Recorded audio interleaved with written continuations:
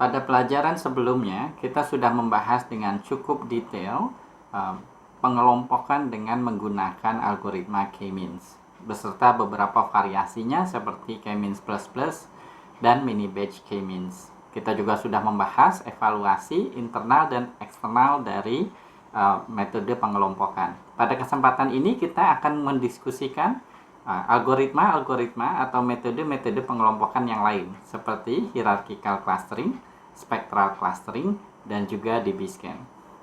Selamat mengikuti. Kita akan mulai pembahasan pertama dengan membahas algoritma hierarchical clustering. Sesuai dengan namanya, hierarchical, maka dia ada tahapan-tahapannya. Algoritma hierarchical clustering sebenarnya terbagi dua. Yang pertama aglomeratif dan nanti kita akan membahas yang kedua yaitu divisif. Algoritma aglomeratif hierarchical clustering dimulai dengan jumlah klaster sebanyak n, lalu kita akan mengaglomerate atau mengelompokkan, terus nanti sehingga berubah menjadi satu klaster. Nah, akhirnya nanti kita akan mendapat seperti ini. Jadi ini disebutnya sebagai dendrogram. Nah, kelebihan dari hierarchical clustering adalah dia mirip seperti pemrograman dinamis di matematika.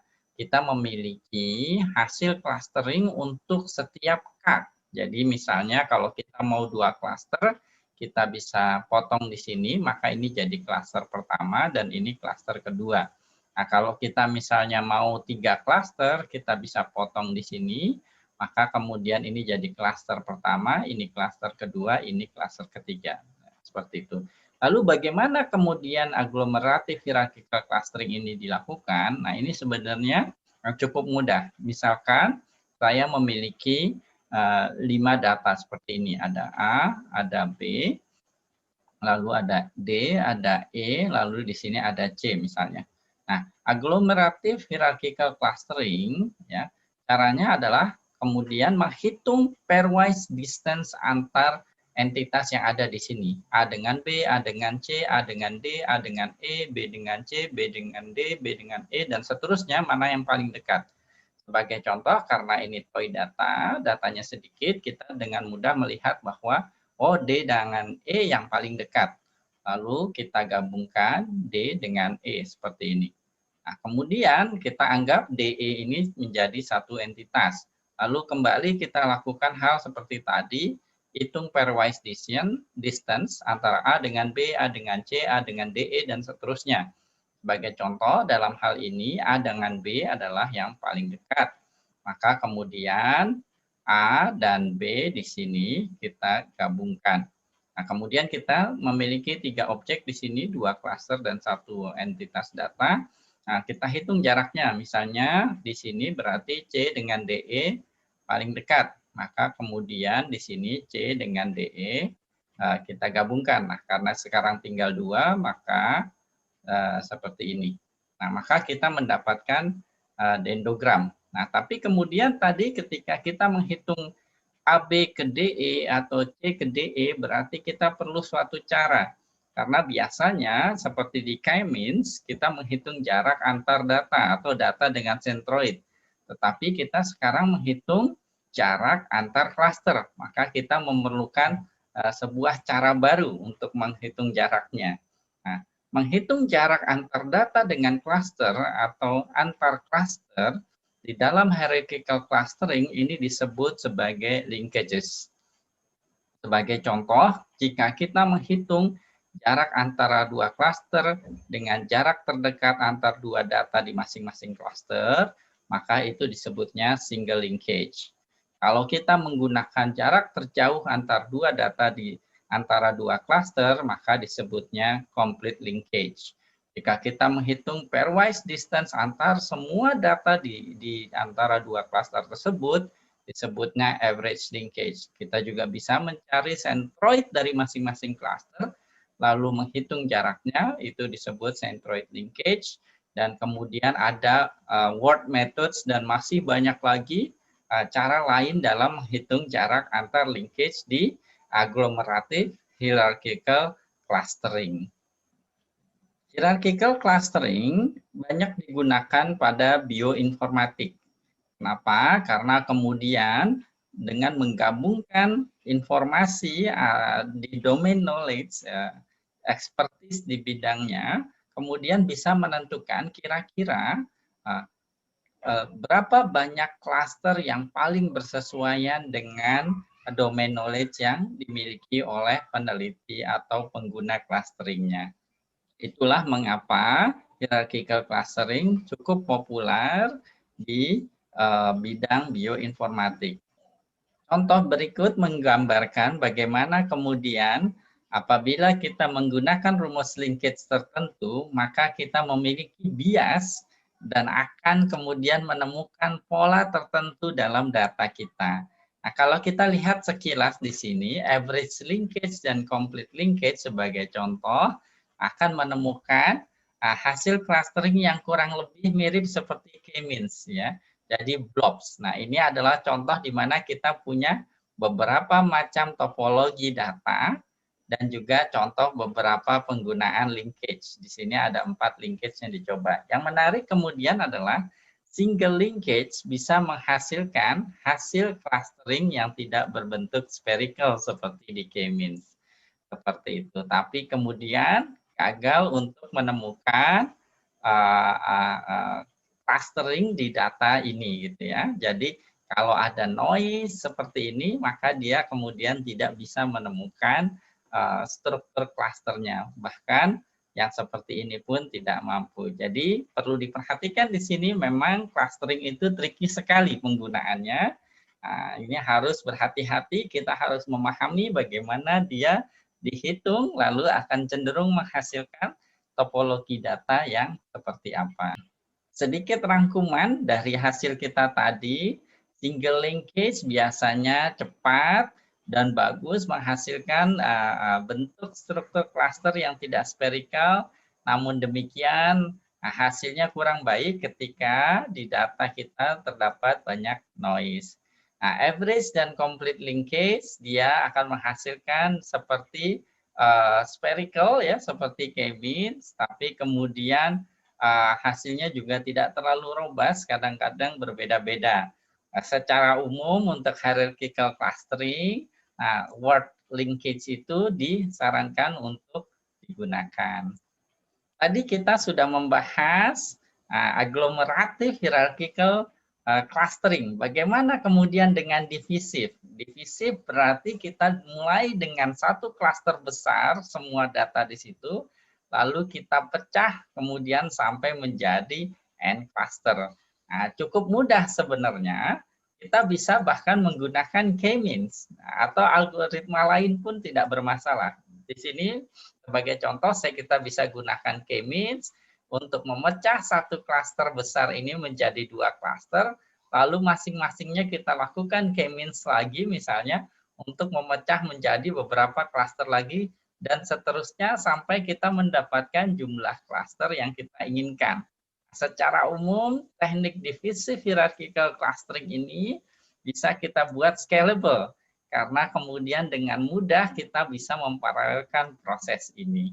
Sebelum kita membahas algoritma clustering selanjutnya, kita summarize sedikit hierarchical clustering yang kita sudah bahas tadi. Nah, kelebihan dari hierarchical clustering seperti yang kita sudah bahas tadi, kita lihat bahwa dia tidak membutuhkan input parameter K karena dia memberikan solusi untuk setiap jumlah klaster di data. Nah, ini kemudian dari hasil dendrogramnya, nah kemudian kita bisa lihat dengan mudah membandingkan dengan domain knowledge untuk kemudian mendapatkan hasil clustering yang paling interpretable seperti itu. Tapi kemudian kekurangannya adalah kalau kita perhatikan algoritmanya, dia mirip seperti greedy algorithm. Begitu dia kemudian membuat suatu keputusan, dia tidak bisa merevise keputusannya. Misalnya menggabungkan antara 2 klaster atau sebuah data dengan klaster. Nah, hal lain lagi yang kemudian menjadi kekurangan dari hierarchical clustering adalah computational complexity-nya yang besar, sehingga dia tidak cocok untuk data yang besar seperti big data.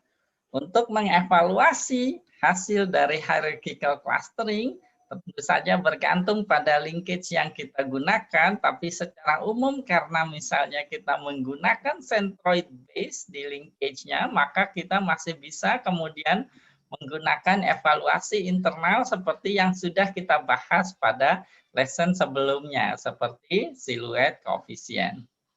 Algoritma clustering berikutnya yang ingin kita bahas adalah algoritma spectral clustering. Nah, spectral clustering dilakukan agak sedikit berbeda dengan clustering sebelumnya. Spectral clustering biasanya digunakan ketika kita memiliki topologi di data yang cukup kompleks, tidak sekedar spherical. Nah, algoritmanya dimulai dengan merubah data yang kita miliki, misalnya di sini saya punya 3 variabel seperti ini, X1, X2, X3, lalu data saya D1, let's say sampai D100 seperti ini. Nah, datanya dirubah dulu ke dalam bentuk data matrix similarity. Matrix similarity adalah matrix pairwise distance antar datanya. Jadi di sini D1, D2 sampai D100. Lalu di sini D1, D2 sampai D100. Karena jarak dari A ke B sama dengan jarak dari B ke A, maka matriks ini nanti bersifat simetris, ya. Matriksnya simetris. Segitiga atasnya sama dengan segitiga bawahnya. Jadi kita hanya cukup menghitung yang bagian atas atau bagian bawahnya saja. Nah, bagian diagonalnya juga kemudian jarak antar dirinya sendiri, berarti 0 ya, tidak perlu dihitung. Nah, jarak ini, matriks ini mengikatkan kita di graf teori ya dengan matriks adjacency, yaitu matriks kita bayangkan ini sebagai nodes-nodes atau vertex-vertex di suatu graf. Nah, dengan menetapkan suatu threshold tertentu, maka kita bisa merubah matriks S ini menjadi sebuah graf gitu ya. Kita ngebayangkannya dia sebuah graf. Nah, karena ini matriksnya simetris, kemudian kita bisa menghitung eigenvalue yang bernilai real. Nah, dari situ kemudian kita bisa menghitung node ini. Node ini adalah node yang memiliki nilai konektivitas paling besar. Nah, apa itu maksudnya node dengan memiliki konektivitas paling besar? Node atau vertex yang memiliki konektivitas paling besar adalah vertex yang sedemikian sehingga kalau dia kita hilangkan maka grafnya menjadi disconnected. Nah, inilah kemudian yang akan membentuk cluster-cluster di data pada spectral clustering. Nah, tidak seperti K-means, kemudian spectral clustering mampu untuk mengcluster atau mengelompokkan data yang tidak berbentuk spherical, sehingga dia bisa kemudian seperti single linkage di hierarchical clustering, dia bisa mengcluster data yang memiliki topologi seperti ini. Sedangkan centroid linkages atau K-means biasanya akan menghasilkan yang seperti ini karena centroidnya ada di sini ya, maka itu klasternya, centroid berikutnya di sini, maka ini klaster berikutnya lagi. Nah, untuk kasus sederhana ini kita bisa melihat secara visual, tapi tentu saja dalam dunia nyata kita memiliki lebih banyak variabel, kita tidak mampu untuk kemudian melihat visualisasinya sejelas ini, seperti itu. Algoritma clustering yang terakhir yang kita bahas pada lesson kali ini dinamakan DB-scan. Berbeda dengan clustering yang sudah kita bahas sebelumnya seperti K-means, hierarchical clustering, dan spectral clustering, DB-scan digunakan biasanya secara spesifik untuk outlier detection. Lebih tepatnya kemudian adalah multivariate outlier detection. Seperti apa multivariate outlier detection ini? Nah, saya gambarkan misalnya seperti ini. Misal saya punya data yang tersebar seperti ini, ya. Nah, kemudian saya memiliki sebuah data lain, ya, sebuah data lain. Let's say data tersebut berada di sini, berada di sini.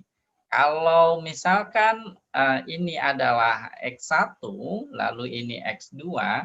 Kalau kita melihat secara univariat, data ini misalnya menurut nilai X1-nya dia tidak terlalu spesial karena masih ada yang lebih kecil maupun lebih besar. Misalnya ini nilai X1-nya lebih besar, nilai X1-nya lebih kecil yang ini.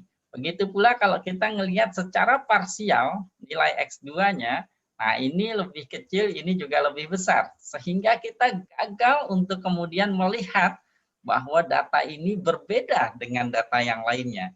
Tapi ketika kita melihat X1 dan X2 secara sekaligus, maka terlihat bahwa dia memisah ya dibandingkan data-data lainnya. Nah, ini maka adalah sebuah outlier atau lebih tepatnya adalah multivariate outlier. Nah, multivariate outlier ini banyak digunakan untuk fraud detection. Fraud detection, penipuan yang terjadi pada transaksi keuangan, transaksi di marketplace, dan lain sebagainya. Nah, itu tidak akan terdeteksi kalau kita hanya melihat secara parsial di setiap variabelnya saja, seperti itu. Nah, bagaimana dia dilakukan? Dia sangat mudah sekali algoritmanya. Nah, pertama kita menentukan epsilon. Epsilon adalah kita bayangkan seperti jari-jari. Jari-jari. Jadi bayangkan kita memiliki lingkaran, ya, yang kemudian lingkaran itu akan jalan-jalan di setiap datanya.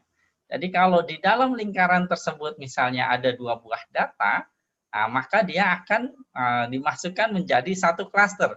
Lalu lingkaran ini akan terus bergerak terus selama dia menemukan kemudian data lainnya, nah dia masih satu klaster. Tapi kemudian kalau dia ketemu data lain di sini dan di dalam lingkarannya itu yang berjari-jari epsilon tadi, dia tidak menemukan data lain lagi di situ, maka kemudian data ini dilabeli -1 sebagai outlier. Dan seterusnya. Sehingga DB-Scan ini kemudian mampu mendeteksi ya, seperti tadi, ini disebutnya sebagai singletons, yaitu klaster-klaster yang hanya memiliki satu anggota.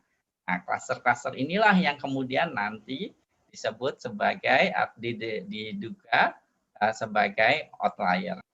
Mengevaluasi kemudian clustering di B-Scan itu agak lebih tricky dibandingkan K-means spectral clustering atau hierarchical clustering karena lebih cocok kemudian dibandingkan dengan apakah benar outlier-nya yang ditemukan di clustering di B-Scan adalah benar outlier. Tapi seperti yang kita bahas pada lesson sebelumnya, informasi itu tidak selalu kita miliki. Jadi evaluasi eksternal tersebut tidak selalu kita miliki. Maka kemudian ada juga evaluasi internal.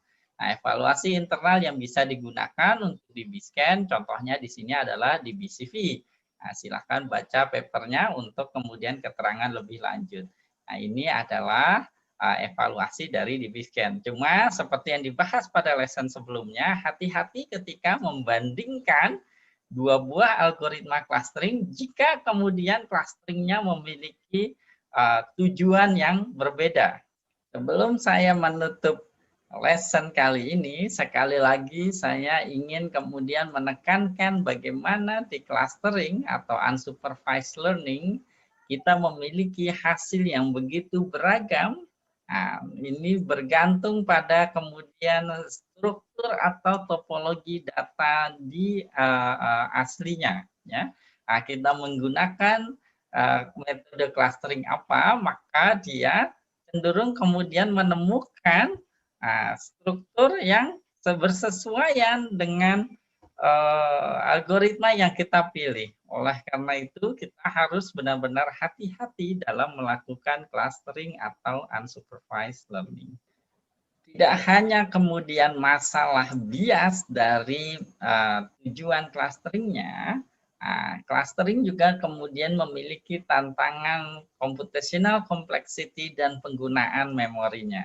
Sehingga hingga sampai saat ini masih banyak open research questions di dalam unsupervised learning, terutama terkait evaluasi juga.